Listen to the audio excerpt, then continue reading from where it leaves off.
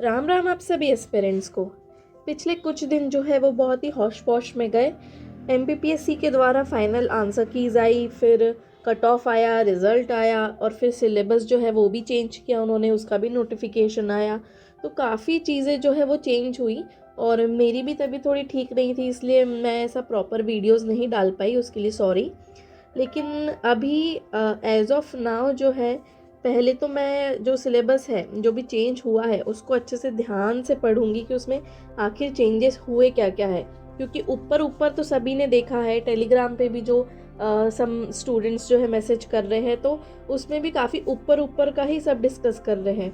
लेकिन डिटेल में जाके हमको देखना पड़ेगा कि क्या चेंजेस हुए हैं, क्या क्या अभी ऐसा क्या था जो पुराने सिलेबस में था अभी नहीं है, और कुछ कुछ जो चीज़ें नई ऐड हुई है। इवन जो सी सेट में भी एक जो चैप्टर 2 है वो नया ऐड हुआ है, लाइफस्टाइल एंड काउंटर फोर्स। तो इसके बारे में थोड़ी पहले इन्फॉर्मेशन निकालनी पड़ेगी कि ये सब चीज़ें है क्या। और ऐसा नहीं है कि कम्प्लीटली अपन को जो सिलेबस है उसी के अकॉर्डिंग चलना है, क्योंकि थोड़ा बहुत आगे पीछे आ सकता है एग्ज़ाम में, ऐसा पर्सनली मुझे लगता है। क्योंकि एक बार जो है मैं हॉर्नबिल क्लासेस जो है ना फॉरेस्ट्री के, उसकी वीडियोस देख रही थी, तो उसमें वो सर ने बताए थे कि स्ट्रिक्टली फॉरेस्ट्री का जो है वो सिलेबस से रिलेटेड आएगा ही, ऐसा नहीं है। एक दो क्वेश्चन बाहर के भी आए हुए हैं जो यूपीएससी के भी सिलेबस में रहता है वैसा। तो मैं यही कंसीडर करूँगी कि एकदम ही स्ट्रिक्टली सिलेबस फॉलो ना करूँ, लेकिन थोड़ा बहुत आसपास जो है सिलेबस के मुझे निकलना पड़ेगा। बहुत ज़्यादा भी बाहर नहीं जाना है, लेकिन हल्का आसपास का मुझे लेना पड़ेगा। कहीं ऐसा ना हो कि सिलेबस चेंज बोल के और स्ट्रिक्टली आपने सिलेबस के जो दिया है वो ही पढ़ा है और एक भी क्वेश्चन अगर बाहर का आता है तो आपको ना बने, ऐसा नहीं होना चाहिए। और जो है इसके बारे में तो जब एग्ज़ाम होगी तभी समझेगा, अभी से हम कुछ भी नहीं बोल सकते कि कैसा पेपर आ सकता है। मेजर चेंजेस में जो है वो है जो हिस्ट्री का जो दिया है ना पहला टॉपिक जिसमें दिया है, जिसमें वेदास, उपनिषद, ये सब चीज़ें हैं, तो वो एक नया चीज़ है। बाकी ज्योग्राफी ऑफ वर्ल्ड उन्होंने हटा दिया है, इंडिया का एंड एमपी का है। हिस्ट्री का वर्ल्ड हिस्ट्री तो थी ही नहीं। और बाकी पॉलिटी तो वैसे ही है, कुछ कुछ टॉपिक्स जो है वो इंटरनली एक बार मुझे देखने पड़ेंगे कि क्या क्या चेंजेस हुए हैं। Economy of India and MP है। साइंस एंड टेक्नोलॉजी की जगह साइंस, एनवायरनमेंट एंड हेल्थ आ गया है। अंदर के टॉपिक्स थोड़े बहुत चेंज हुए हैं। और जो साइंस है उसका सिर्फ preliminary knowledge of main branches of science ऐसा लिखा हुआ है। तो हमको ज़्यादा डीप में इसमें नहीं जाना है। जो इंस्टीट्यूशंस हैं उनके बारे में अच्छे से पढ़ना पड़ेगा, क्योंकि उसके बारे में आते हैं क्वेश्चंस। और करंट अफेयर्स है जिसमें इंटरनेशनल, नेशनल और मध्य प्रदेश का है। तो होता क्या है, कभी कभी अब जैसे ज्योग्राफी, वर्ल्ड ज्योग्राफी हटा दिया, लेकिन इंटरनेशनल कोई ऐसी न्यूज़ रही तो उससे रिलेटेड क्वेश्चन आ सकता है कि फॉर एग्जांपल ये वॉर चल रहा है, या कोई भी जो भी बड़ा इवेंट है वो कहाँ पर हो रहा है। अब ये करंट अफेयर्स का क्वेश्चन हो गया, लेकिन बेसिकली अगर वो जगह के बारे में पूछ रहा है तो वो ज्योग्राफी में चला जाता है। तो ऐसे कुछ कुछ टॉपिक्स है, तो इस पे आप ध्यान दीजिए। ये मत सोचिए कि ये तो ज्योग्राफी में आ गया, वर्ल्ड ज्योग्राफी में, तो मैं ये नहीं पढ़ूंगा।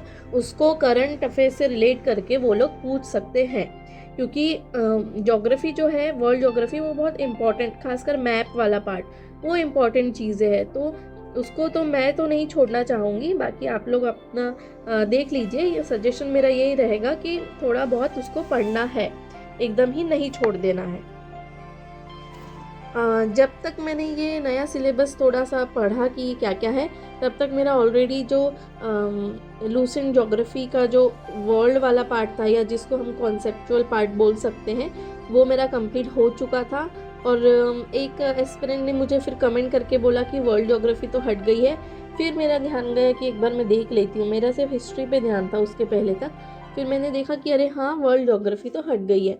और उसी दिन से फिर मेरा इंडियन जो पार्ट है उसमें इंडियन कॉन्टिनेंट के बारे में जो दिया है वो स्टार्ट में करने वाली थी। तो मैंने सोचा कि चलो अब ठीक है, कोई बात नहीं, जितना पीछे पड़ा है उसको रहने देते हैं जैसा का वैसा ही, और आपको एक नॉलेज मिल जाती है।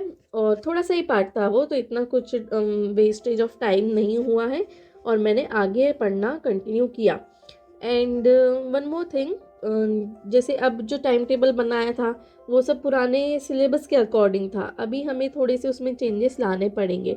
ये नहीं है कि ब्लैंकली चले जा रहे जैसा हम लोग कर रहे थे पहले, वैसा ही जो भी चेंजेस आए हैं वो अभी हमको अपने टाइम टेबल में भी लाना पड़ेगा।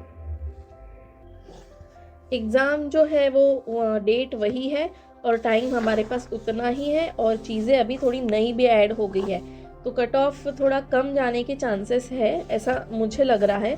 क्योंकि सभी के लिए ये चीज़ नहीं है, चाहे वो कोचिंग वाले हो गए, भले ही वो 1-2 दिन में अपने यूट्यूब पे वीडियोस भी ले आएंगे नए टॉपिक के ऊपर या नोट्स भी जारी कर देंगे, लेकिन उन लोगों के लिए भी ये चीज़ नहीं है, हमारे लिए भी नहीं है। जो भी सोर्सेज मिल रहे हैं उससे पढ़िए। और एमपीपीएससी भी मुझे नहीं लगता कि एकदम बहुत ही ज़्यादा उससे टफ़ क्वेश्चंस पूछेगा, लेकिन जो जनरल आप अगर उसकी पढ़ाई करते हैं तो आपको वो चीज़ें बननी चाहिए।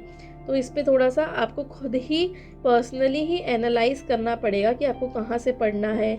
इंटरनेट हो गया या यूट्यूब पे अगर कोई वीडियो है, या किसी और स्टेट में अगर ये ऐसा सिलेबस सेम हो और उनके पास नोट्स अवेलेबल हो, जैसे राजस्थान पीएससी हो गई या यूपी की पीएससी हो गई, तो उनसे वो नोट्स आप ले सकते हैं। आजकल बुक स्टोर्स रहते हैं जो ऑल इंडिया कहीं पे भी डिलीवर करते हैं, तो वैसा कहीं ना कहीं से अपन को जुगाड़ जमाना पड़ेगा। And now it's time to pull up the socks.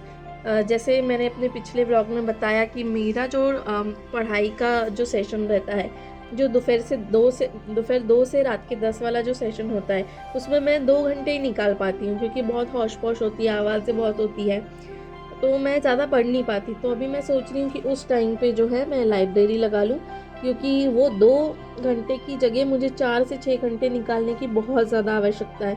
थोड़ा सा अभी जो मेरी तबीयत ख़राब थी, मैं हल्का पीछे भी आ गई हूँ अपने पढ़ाई में, तो वो भी मुझे कवर करना है। और अब जो सिलेबस वगैरह चेंज हुआ है तो थोड़ी मेहनत ज़्यादा लगेगी, तो उसके लिए मुझे ज़्यादा टाइम बैठने की आवश्यकता है। तो अभी एज ऑफ नाउ मेरा है प्लान कि मैं लाइब्रेरी ज्वाइन कर लेती हूँ उतने समय के लिए। बाकी समय मेरी घर पे पढ़ाई हो जाती है, तो वो मैं घर से ही कंटिन्यू करूँगी। और देखते हैं अभी आगे फरवरी एंड मार्च में कैसा क्या चलता है। ये 2 महीने बहुत ज़्यादा इम्पोर्टेंट है। अप्रैल को तो मैं कंसिडर ही नहीं कर रही हूँ, मतलब इतना मैंने अपने माइंड में ये चीज़ भर ली है कि अप्रैल है ही नहीं, बस जो है फरवरी और मार्च ही है। तो जो भी करना है मुझे, जैसे अगर 1 अप्रैल को भी एग्ज़ाम हो रही है तो मुझे वो एग्ज़ाम निकालनी है। इसी माइंडसेट के साथ मैं फरवरी और मार्च में आगे बढ़ना चाहूँगी। और बहुत सारा जो रिवीजन है वो करने की ज़रूरत है, क्योंकि पढ़ तो हम लेंगे। जैसे अभी मेरा पॉलिटी हो गया है लूसेंट से, एक बार रिवाइज भी हो गया है, लेकिन उसका रिवीजन और करना पड़ेगा, अदरवाइज़ क्वेश्चंस जो है वो नहीं बनेंगे। और फिर बाद में टेस्ट सीरीज़ भी रहती है